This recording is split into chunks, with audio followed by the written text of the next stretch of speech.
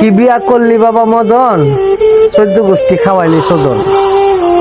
কয় এটার মানে কি জানেননি?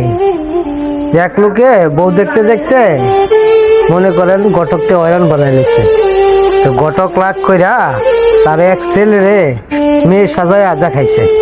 দেখানোর পরে তার তো পছন্দ হয়েছে, হওয়ার পরে এটা বিয়া করছে। বিয়া করার পরে যখন বাসর রাত করতে গেছে না, তখন তাও ছেলে সেও ছেলে, এক ছেলেরে দিছে কাম করিয়া। দেওয়ার পরে পরের দিন সকালে উঠে কেমনে করবো যে বউ আমারে কাম করে দিছে, মানে খুব দ্রুত বিষয় টিসা লইয়া 1 সপ্তাহের ভিতরে মনে করেন প্রবাসে আইসা বসছে। আইসা আর বাড়িতে খবর টবর নেয় না।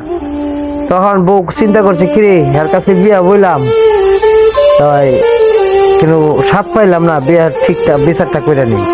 বিয়া কইতাছে আম্মা তাই ওই রুজিনারে দেন না, আমার লগে থাকতো ননদরা আর কি দিছে। পরে ননদ দিছে কাম করে, তো ননদ শর্মে কয়তারে নাই।